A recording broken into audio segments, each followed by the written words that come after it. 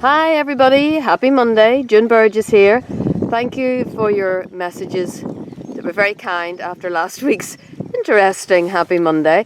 I have a funny feeling that today's could be just as interesting because I obviously haven't learnt from last week, and I have decided to come outside and film again, film all the guys, and I've got part of the herd here. We've got about 7 or so guys. Here we go. There's Loopy. I'll hold on these two because they've actually decided to leave me alone for a couple of minutes and go off and play with each other, which is great.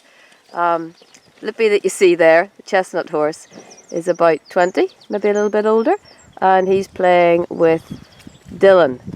I'm going to give you a little bit of an introduction. Last week I focused on one horse, Ollie. I'm going to explain a little bit about more of the guys, just give you a little bit of an introduction to them. This is Killian. Killian is sort of the granddaddy, and he has just got infinite patience. He is such a lovely, lovely, steady, caring, patient guy. He's about 33, and he was the buddy of Dylan when Dylan was a foal. He looked after Dylan once he came away from Ollie and taught him just about everything that he needs to know. Dylan was playing with Loopy. He was the one you saw earlier. Dylan was Ollie's first foal. Dylan is now 4 and brother to Murray. Dylan is a little bit like Murray. A little bit like Ollie. He would be a little bit of a worrier, but not just quite as much as Ollie.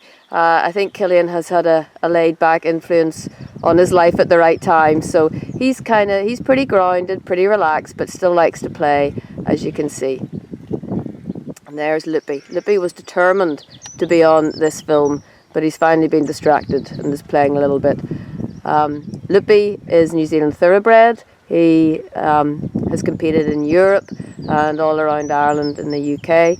He's a gorgeous, gorgeous horse, real superstar. Sorry, I'm not focusing very well. I've got a new camera. And as you can see, he keeps all of the others on their toes. He's very quick, very sharp, very clever, loves to be engaged in anything that's going on, always first up at the front to do something new. And he is just probably, if I had to pick who was the cleverest in the yard, it would be Loopy. There we've got Murray, who's trying to wind Killian up. Look at him biting his bum.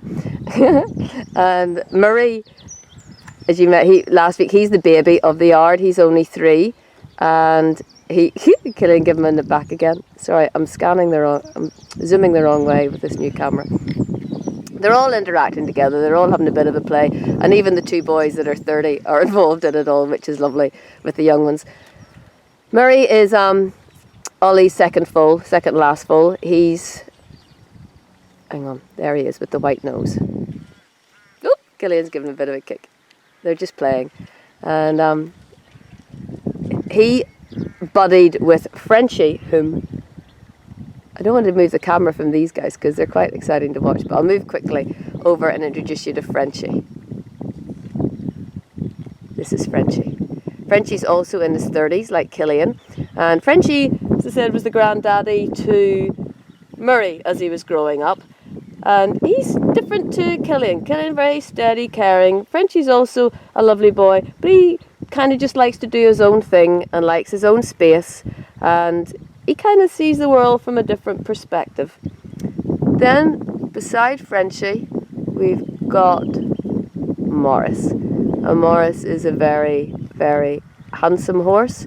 He showed for a bit when he was younger, but he's competed internationally. They've all competed internationally at a very high level and won competitions. But Morris would be like the James Bond of the yard. He's very charismatic, very handsome, likes everything nice and clean, likes to keep himself clean, likes his stable to be very clean, and he just would have everything just so. And also all of the other horses like him. He never winds the other horses up. He's just very chilled. And behind me, if I can pan the camera around, let's see, is Harry.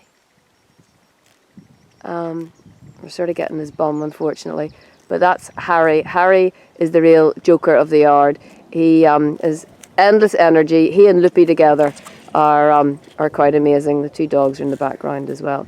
But Harry never tires of doing, if you jump the same jump forever on Harry, Harry would find a new way of doing it each time. He just is constantly on the go, constantly buzzing and winding everybody else up. So we'll pan back again. And we'll settle on the group. There we go. We've got Killian, the grey, Dylan with the white nose, and Lippy and Murray in that shot. So what I'm trying to say about all these guys is they're all very, very different. I love watching them like this and watch them all interacting because they've got such different personalities. They all bring something different to the pot, and it's totally different every day what they're getting up to. And they really bring a huge amount, each of them with their very different personalities, bring a huge amount to my life, and in particular to my workshops as well. And you know, people are very similar. People are all different, and everybody you meet, whether you feel you like them or not, they all add something different to your life in some way. And some people have an amazing ability to be able to wind you up. I've heard I think it's a quotation that the world would be a wonderful place if it wasn't for all the people, and I kind of get that as an animal lover, and I'm sure you do too, because people are weird. People do weird things all the time. They act weird. They do things I would never dream of doing.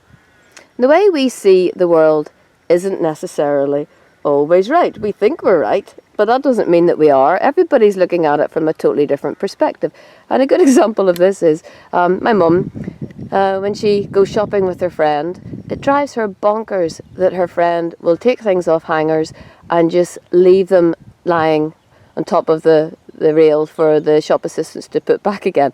Drives her to distraction. She goes around behind her friend, putting them all back in the hangers because she doesn't want the shop assistants to think that she's anything to do with this process. So she thinks it's weird. Her friend obviously doesn't think there's anything wrong with it. And me looking in from the side thinks, well, there's a lot worse things going on in the world to get uptight about, but hey-ho, that's one of the things that winds mum up. So everybody gets wound up by different things, and we all see the world in a different way. But weird or not, we're never ever going to find another human being who thinks exactly the same way that we do. So I've stopped trying. I've finally recognised that having your opinion proved right isn't the most important thing in the world. When I was getting married, or after I was married, and I probably would have had an argument with my husband, I remember Dad telling me, which would you prefer? Would you prefer to be right, or would you prefer to have a happy marriage? And they're very wise words that have stuck with me since, that I've applied to other situations other than my marriage, because I would have been pretty opinionated. I like to think I'm a lot softer now, and recognise that your job in life isn't to convince everybody that you're right. So stop trying. And anyway, the world would be a really boring place if we were all the same. If everybody did think the same things that you think and agree with you on everything, what on earth would you talk about? And the difference is what makes interacting with people and with our animals fun.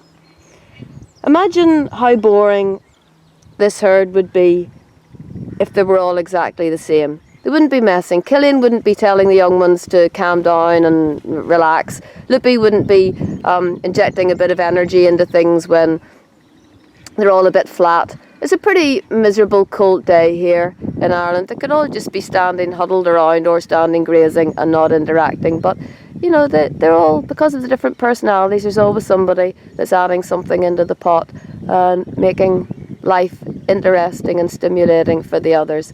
And perhaps when we come across people that we don't get on with terribly well, it would be a good thing to imagine what it would be like if they were one of the horses that we're caring for. You know, would we be viewing them as critically if they were a horse as we are when they're people?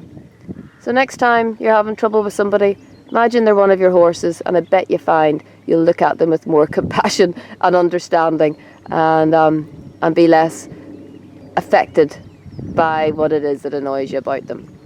So anyway, this is another musing on a happy Monday. Now that I'm finished, they've all decided to relax and quieten. So it's a good time to leave now. They're all very settled. That's part of the herd at Ballygraffin, and I'll plan to see you next week. Bye.